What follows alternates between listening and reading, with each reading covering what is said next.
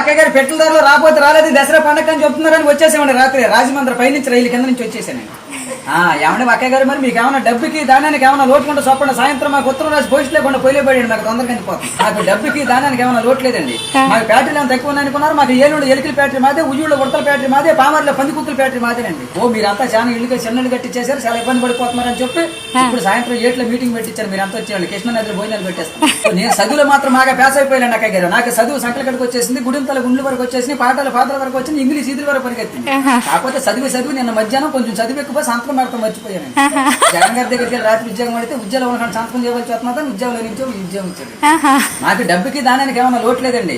మాకు 700 బిల్డింగ్ ఉందండి.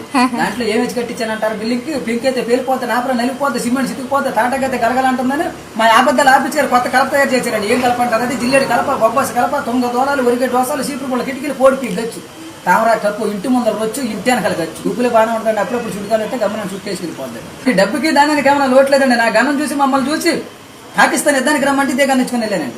అబ్బో మరి అక్కడ అందరూ బతుకున్న వాళ్ళు కాలితే బాధపడిపోతున్నారు, బాగా ఇబ్బంది పడిపోతున్నారా, నేను మాత్రం చచ్చిపోయిన వాళ్ళు కాల్చి వచ్చాను. అట్ట పలస 20 మందిని చూపించాను. నాకు డబ్బుకి దానానికి ఏమైనా లోటు లేదండి అక్కయ్య గారు. మా విజయవాడ 60 బట్టల షాపులో ఉన్న మీకు ఏమైనా పండగ కొత్త బట్టలు పెడుతున్నామని అక్కలందరికి అబ్బో సీదే చీరలు, వాణిశ్వర లంగాలు, జ్యోతులు, చీరలు, లగ్గుమా, నెక్లెస్లు, మేనా గాజులు, మాకు అంతా డబ్బేనండి అక్కయ్య గారు. కాకపోతే కొంచెం చివరి లేక ఇలా బయలుదేరి వచ్చాను. అంటున్నారని వచ్చేసామండి. రాజమండ్రి పై నుంచి రైలు కింద నుంచి లండన్ నుంచి లడికిన రాత్రి వచ్చేసానండి.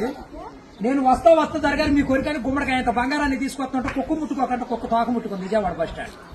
కుక్క తోక ముట్టుకున్న బంగారం మళ్ళీ మీరు ముట్టుకుంటారా లేదని 7 పాలాలు పెట్టించేసి ఏట్లో పడేపించానండి.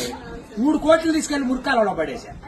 మా ఇంట్లో కోట్లు కుక్కలు తింటుంటాయండి, లక్షలు లక్కలు తినేస్తుంటాయి, ఎలుకలు తినేసి చిల్లర చీమలు తినేసేస్తాయి.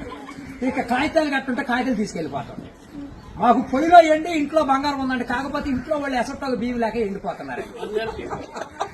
గురుగారు మీకు ఏమన్నా డబ్బుకి కానీ ధాన్యానికి కానీ ఏమన్నా లోటుగా ఉంటే మా కౌరు చేయండి, మేము పంపించేస్తాం. మా అడ్రస్ మండలం మధ్య యాగారం, దాని పక్కనే ఉండదండి. మల్లెడికి పక్కన పిల్లడికి మా ఊరు. దానికి మా అడ్రస్ కి సాయంకాలం ఉత్తరం రాసేసి పోస్ట్ లో అయిపోకుండా పొయ్యిలో వేసేయండి. మీరు పరిగెత్తుకుంటూ వచ్చేసి పంటకాలం కాడ 10 నుంచి అండి నేను 3 మురికాలలోకి అందించేస్తా డబ్బు. 10 వాడి మీద వచ్చేస్తుంది 10 కోట్లు మరి డబ్బు. అక్కడ బుట్టపని తీసి తట్ట మీద ఆరబెట్టాం.